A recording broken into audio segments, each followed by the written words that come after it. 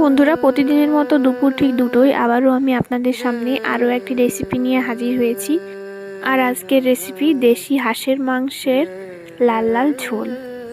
আর এই হাঁসের মাংসকে গ্রাম বাংলায় বলা হয় বতকের মাংসের ঝোল। তো যাই হোক বন্ধুরা, মুর্শিদাবাদ কিচেনে আপনাদের সকলকে স্বাগত। আমি দেশি হাঁসের মাংসের লাল লাল ঝোল বানানোর জন্য এখানে আমি 600 মতো হাঁসের মাংস নিয়ে নিয়েছি। আর এই হাঁসটাকে কিভাবে পরিষ্কার করে নিতে হয় সেটা আপনাদের আজকে দেখাতে পারিনি। তো অন্য কোনো দিন যদি হাঁসের মাংসের লাল লাল ঝোল বানাই তো আপনাদের দেখিয়ে দেব কিভাবে পরিষ্কার করে নিতে হয়। আপনারা দেখতেই পাচ্ছেন আমি একটা মিক্সিং জার নিয়ে নিয়েছি। মিক্সিং জারের মধ্যে কাঁচা লঙ্কা, আদা, রসুন আর সামান্য পেঁয়াজ আর সাথে একটু সর্ষে আর জিরে একসঙ্গে বেটে নেব। আর বেটে নেওয়ার জন্য একটু জল নিয়ে নেব। আর একটু জল দিয়ে মশলাটা বেটে নিলে খুব ভালো করে মশলাটা বেটে নেওয়া হয়। তো আপনারা শিলেও বেটে নিতে পারেন। আমার মশলাটা বেটে নেওয়া হয়ে গেছে, আপনারা দেখতে পাচ্ছেন। এবার আমি হাঁসের মাংসের মধ্যে কিছু মশলা অ্যাড করব। প্রথমে আমি 3 চামচ মতো লবণ নিয়ে নিলাম। আর লবণ নেওয়ার পর 3 চামচ মতো হলুদ নিয়ে নেব। আর হলুদ নেওয়ার পর আমি ধনে ও জিরের গুঁড়ো 3 চামচ মতো নিয়ে নেব।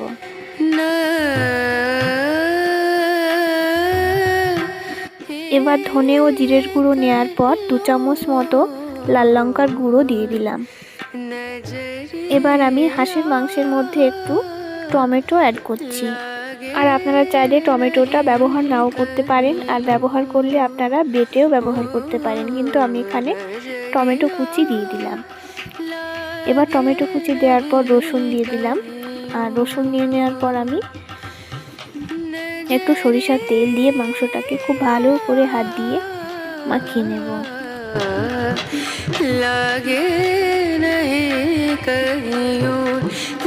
আর আপনারা চাইলে এভাবে মাংসগুলোকে নাও মাখিয়ে রাখতে পারেন। এছাড়াও আপনারা তেলের ওপর সমস্ত মশলাপাতি দেওয়ার পর মাংসটা দিয়ে খুব ভালো করে কষিয়ে নিতে পারেন, কিন্তু এভাবে মাংসটা মাখিয়ে নিলে মাংসটা খুব তাড়াতাড়ি সেদ্ধ হয় আর খেতেও বেশ ভালোই লাগে। আমার মাংসগুলো মাখিয়ে নেওয়া হয়ে গেছে। এবার আমি উনুনের ওপর কড়াই বসিয়ে দিয়েছি। কড়াইতে এবার সরিষার তেল দিয়ে দিলাম। আর তেলটা আপনারা আপনাদের পরিমাণ মতো নিয়ে নেবেন। যারা কম তেল ইউজ করেন তারা কম করে ব্যবহার করে নেবেন। এবার আমি তেলের ওপর গোটা মরিচ ফোড়ন দিয়ে দিলাম। আর গোটা মরিচ ফোড়ন দেওয়ার পর একটা মিট মশলার পাতা ও 2টো তেজপাতা দিয়ে দিলাম।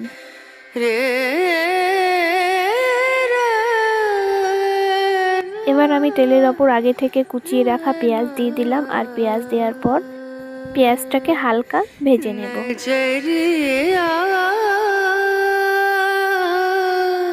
আর পেঁয়াজটা যাতে খুব তাড়াতাড়ি ভাজা হয়ে যায় তার জন্য আমি একটু পেঁয়াজের মধ্যে লবণ দিয়ে দিলাম। বন্ধুরা, আপনারাও এইভাবে পেঁয়াজটাকে খুব তাড়াতাড়ি ভেজে নেওয়ার জন্য একটু লবণ দিয়ে দেবেন। এবার আমি মাংসগুলো তেলের ওপর দিয়ে দিলাম। এবার খুব ভালো করে নাড়াচাড়া করে মাংসগুলোকে খুব ভালো করে কষিয়ে নিতে হবে। আর হাঁসের মাংস একটু বেশি কষিয়ে নিতে হয়, না হলে আবার একটু যেন আষ্টে ভাব থাকে। তার জন্য খুব ভালো করে ভেজে ভেজে একেবারে কষিয়ে নিতে হবে। বন্ধুরা, আমাদের গ্রাম বাংলায় দাদু ও দিদাদের মুখে শোনা যায় ভাদ্র মাসে নাকি হাঁসের মাংসের স্বাদ আরও বেড়ে যায়। আর এই রকম স্বাদ নাকি কোনো মাসেই থাকে না। তো তাদের মুখ থেকেই শোনা ভাদ্র মাসে নাকি তাদের বাড়িতে ধান উঠতো। আর যেই দিন বাড়িতে ধান উঠতো সেই দিন তারা এই হাঁসের মাংস আর সাথে চালের রুটি বানিয়ে খেত। বন্ধুরা, আপনারা নিশ্চয়ই লক্ষ্য করেছেন আমি বেটে রাখা মশলাটা মাংসের মধ্যে দিয়ে দিয়েছি। আর বেটে রাখা মশলাটা দেওয়ার পর খুব ভালো করে কষিয়ে নিয়েছি। এবার আমি মাংসের মধ্যে একটু গরম মশলা দিয়ে দিলাম। গরম মশলার মধ্যে আমি দারুচিনি, এলাচ ও লবঙ্গ গুঁড়ো করে রেখেছিলাম সেটা দিয়ে দিলাম। আর আপনারা দেখতেই পাচ্ছেন আমি মাংসটাকে খুব ভালো করে বারবার ঢাকা দিয়ে কষিয়ে নিচ্ছি। আর এতে করে মাংসটা খুব তাড়াতাড়ি সেদ্ধ হয়ে যায়। আপনারা এভাবে ঢাকনা দিয়ে বারবার ঢেকে নিয়ে মাংসটাকে কষিয়ে নেবেন, দেখবেন মাংসটা খুব তাড়াতাড়ি সেদ্ধ হয়ে যাবে। আর আজকের হাঁসের মাংসে প্রচুর পরিমাণে চর্বি আছে, তার জন্য দেখুন কতটা তেল ছাড়তে শুরু করেছে।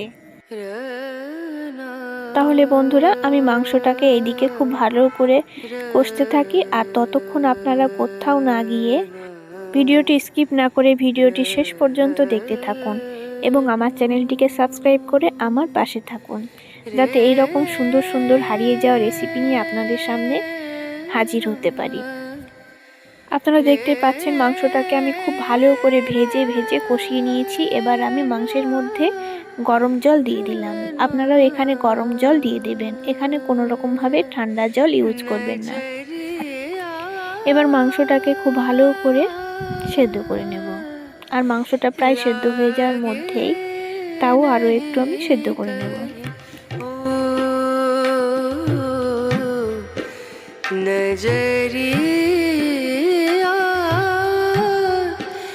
আমি গরম জল দেওয়ার পর মাংসটাকে 15 মিনিট মতো খুব ভালো করে ফুটিয়ে নিয়ে সেদ্ধ করে নিয়েছি। আর আপনারা দেখতে পাচ্ছেন মাংসের ঝোলটা কতটা কমে এসেছে।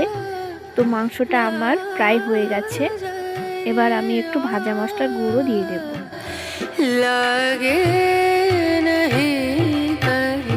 আর ভাজা মশলার গুঁড়ো দেওয়ার পর আমি একটু নাড়াচাড়া করে নিচ্ছি। এবার আমি একটা পাত্রে নামিয়ে নেব। তাহলে বন্ধুরা আপনারা দেখতে পাচ্ছেন আমার হাঁসের মাংসের লাল লাল ঝোলটা কতটা সুন্দর হয়েছে, দেখেই জিভে জল চলে আসছে। তো বন্ধুরা আপনারা যদি বাড়িতে এরকমভাবে হাঁসের মাংস না বানিয়ে থাকেন তো একবার হলেও এভাবে বানিয়ে খাবেন, আর খেতে কেমন হয়েছে অবশ্যই কমেন্টে জানাবেন। আর আজকের আমার এই হাঁসের মাংসের রেসিপিটা যদি আপনাদের ভালো লাগে তাহলে ভিডিওটিতে অবশ্যই একটা লাইক দেবেন। এছাড়াও ভিডিওটাকে শেয়ার করে সবার কাছে পৌঁছে দেওয়ার চেষ্টা করবেন। তাহলে আজকের মতো এখানেই বিদায় নিচ্ছি। আপনারা ভালো থাকবেন, সুস্থ থাকবেন। ধন্যবাদ।